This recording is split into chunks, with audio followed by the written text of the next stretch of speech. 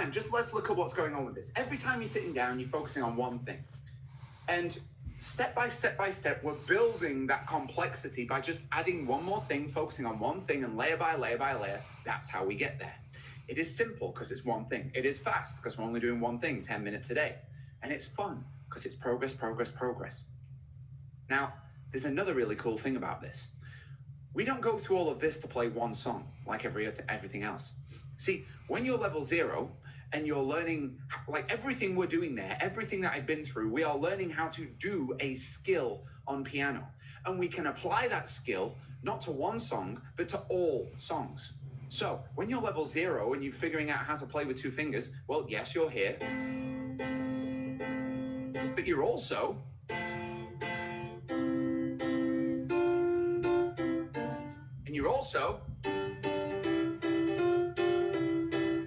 now by the time you get to level 5, you are, but you're also,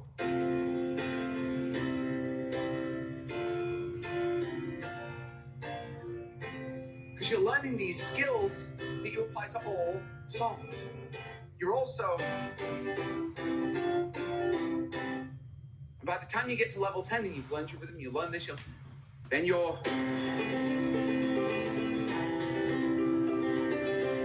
but you're also,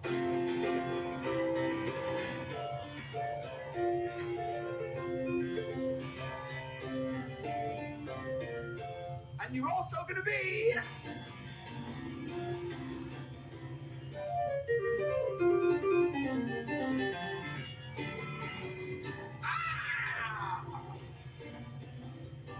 that is what I'm talking about. Make sense? Is that making sense? Give me a big yes in the comments if this is making sense. Hoorah!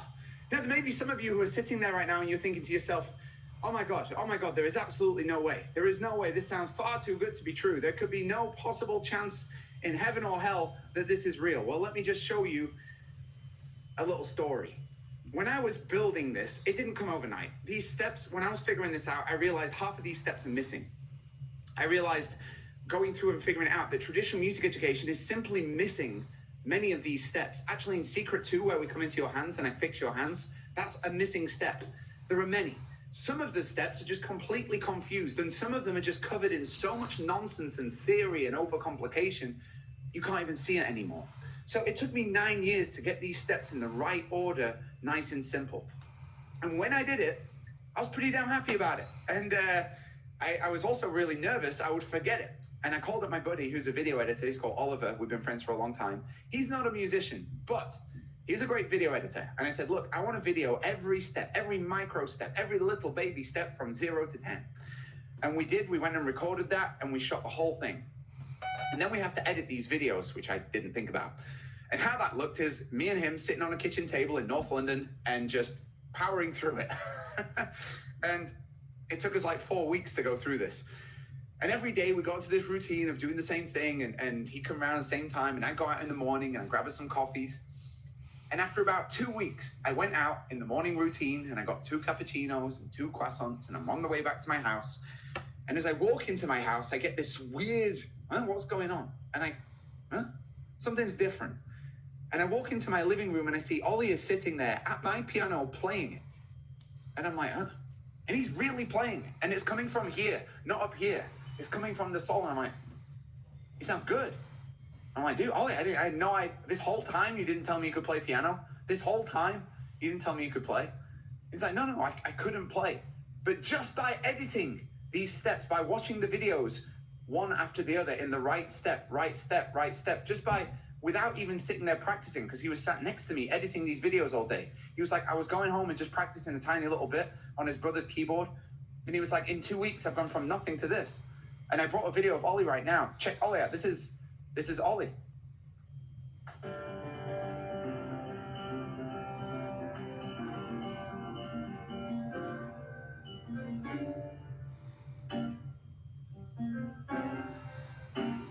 And notice,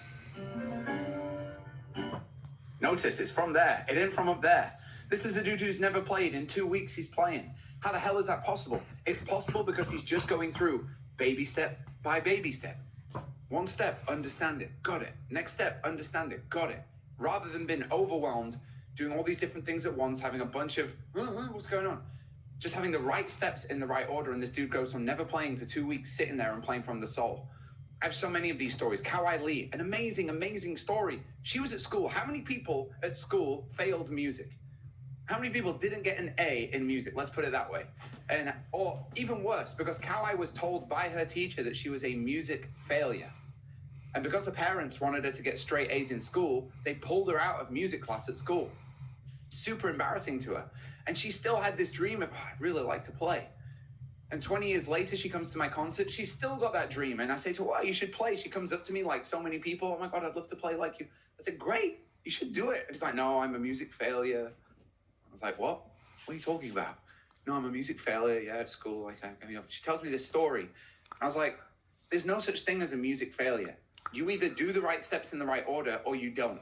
And all the rest of education don't. And that's why you failed. So she didn't really believe me. She goes through this program, and in 4 months, she went from a music failure to playing all of her favorite songs. She loves classical music. And there she is with me in Dubai at Steinway House in Dubai, where she sat in front of me and played classical songs 4 months later. That's the power of the right steps in the right order. Even this music failure can make it by just simply following one step at a time. And Eric, I brought Eric's story because I thought a lot of people here might resonate with it. Eric sat on YouTube wasting thousands of hours of his life over 7 years. And at the end of 7 years, he got nowhere. He could memorize a song, then he'd forget it a few weeks later. And he was just struggling and had no understanding. And as he says here, I went from no knowledge to sight reading. That's picking up a piece of music with all the squiggles, reading it and playing. And a comprehensive understanding of music in 4 months. This has changed my life. And it would change your life. Imagine that. You go from being stuck, from not making it in this subject by simply having simple steps. You go, oh.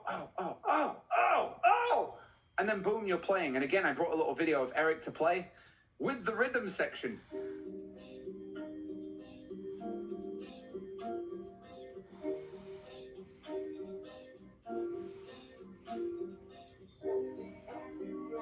Got me 10 feet off the ground.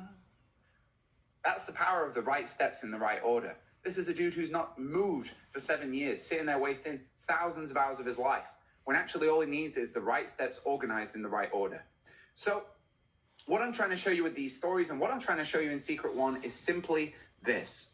It is not normal to struggle, to take years and years and years trying to learn piano. And if you've tried this in the past, if you tried apps, if you tried lessons and you struggled and you fumbled and you were part of that 97% that didn't make it and you wasted years of your life, now you know why. But you can start playing within weeks if you have the right method. And that's this Ridley method. That's this step-by-step easy approach. And that is what I'm talking about. So that's all I wanted to illustrate in secret number one. Does that make sense? This needs to make sense because we're about to take one of those steps and we're going to delve into it in secret number two. Because secret number two, I'm going to be fixing your hand problems forever. So if you've ever fumbled and stumbled, it's over.